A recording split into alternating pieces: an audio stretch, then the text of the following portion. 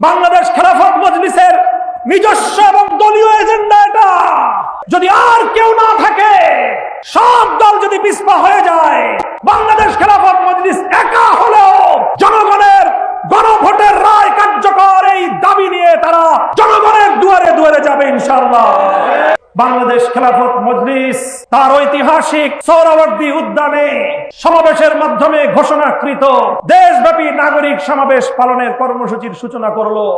আমরা বাংলাদেশের প্রতিটি জনপদে যাব, প্রতিটি নাগরিকের কাছে কাছে গিয়ে আমাদের দুঃখের কথা বলবো, জনগণের অধিকারের কথা বলে বলে তাদেরকে আমরা সোচ্চার করব, সজাগ করব। আমরা বিএনপির এই প্রতারণামূলক সিদ্ধান্তকে রাজপথে মোকাবেলা করব ইনশাআল্লাহ। বাংলাদেশ খেলাফত মজলিস পল্টন জোন কর্তৃক আয়োজিত গণভোটের গণরায় কার্যকর করার দাবি, তেল গ্যাস বিদ্যুতের মূল্য বৃদ্ধি ও আইন শৃঙ্খলা পরিস্থিতির অবনতির প্রতিবাদে দেশব্যাপী ঘোষিত কর্মসূচির অংশ হিসেবে আজকের এই নাগরিক সমাবেশে উপস্থিত সম্মানিত সভাপতি, উপস্থিত বাংলাদেশ খেলাফত মজলিসের কেন্দ্রীয়, মহানগরী ও জোনাল নেতৃবৃন্দ, সমবেত আমার প্রাণপ্রিয় সংগঠনের নেতাকর্মী ও সর্বস্তরের নগরবাসী, পল্টনবাসী, আজকে বাংলাদেশ খেলাফত মজলিস রাজপথে নেমেছে, দেশব্যাপী সিরিজ কর্মসূচি ঘোষণা করেছে এদেশের মানুষের অধিকার আদায়ের জন্য, এদেশের মানুষের লুণ্ঠিত ভোটাধিকারের সম্মান এবং মর্যাদা পুনরুদ্ধার করার জন্য। আমরা জানি বাংলাদেশ দীর্ঘ প্রায় 16-17 বছর পর্যন্ত ফ্যাসিবাদের ঘোর অমানিসায় নিমজ্জিত ছিল। তিনটি জাতীয় সংসদ নির্বাচনের সময় অতিক্রান্ত হয়েছে, এদেশের মানুষ তাদের ভোটাধিকার প্রয়োগ করতে পারে নাই। এদেশের মানুষকে তাদের ন্যায্য অধিকার থেকে বঞ্চিত করা হয়েছিল।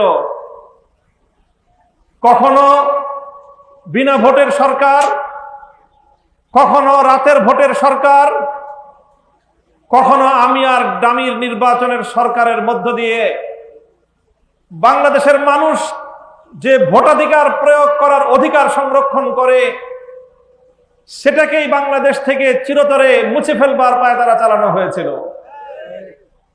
গণতান্ত্রিক শাসন ব্যবস্থার যে সর্বোচ্চ সৌন্দর্যটুকু গণমানুষের রায়ের প্রেক্ষিতে সরকার গঠন হবে, সেই গণমানুষের রায়কে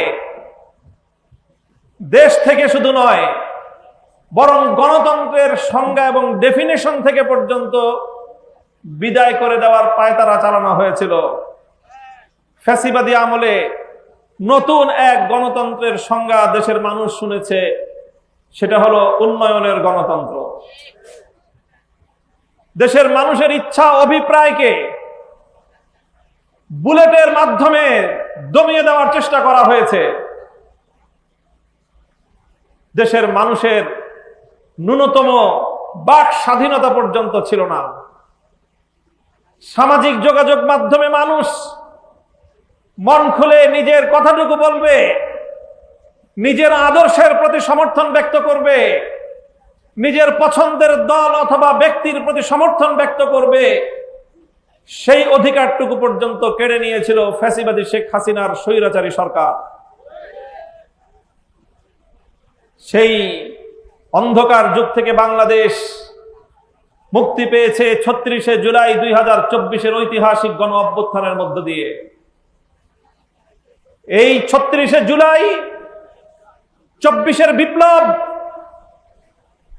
একদিনে হয়নি, এক মাসে হয়নি, এক বছরে হয়নি, বরং এক যুগ ধরে তিল তিল করে লড়াই এবং সংগ্রাম আর সাধনার মধ্য দিয়ে 36শে জুলাই 24-এর জুলাই অভ্যুত্থান বাংলাদেশে প্রতিষ্ঠিত হয়েছে। 24 জুলাইয়ের ভিত রচিত হয়েছিল 2013 সালের শাপলা চত্বরে, যখন শাহবাগে ফ্যাসিবাদের জন্ম হয়েছিল, যখন শাহবাগের নাস্তিক্যবাদী উত্থানের মধ্য দিয়ে বাংলাদেশে ফ্যাসিবাদের পদধ্বনি শুরু হয়েছিল, তখনই হাটহাজারীর মসনদ থেকে শাইখুল ইসলাম আল্লামা আহমদ শফী, কায়েদে মিল্লাতে ইসলামী আল্লামা জুনায়েদ বাবু নগরী বাংলার তৌহিদি জনতাকে নিয়ে সজাগ হয়েছিল ইসলামকে রক্ষা করার জন্য, দেশের মানুষের ধর্মীয় অনুভূতির সম্মান রক্ষা করার জন্য এবং বাংলাদেশের স্বাধীনতাকে রক্ষা করার জন্য। আমরা জানি 2013 সালের শাহবাগের নাস্তিক্য মঞ্চ থেকে বাংলাদেশের স্বাধীনতার পতাকাকে অবমূল্যায়ন করা হয়েছিল, অমর্যাদা করা হয়েছিল, বাংলাদেশে প্যারালাল দুটি সরকার প্রতিষ্ঠা করা হয়েছিল।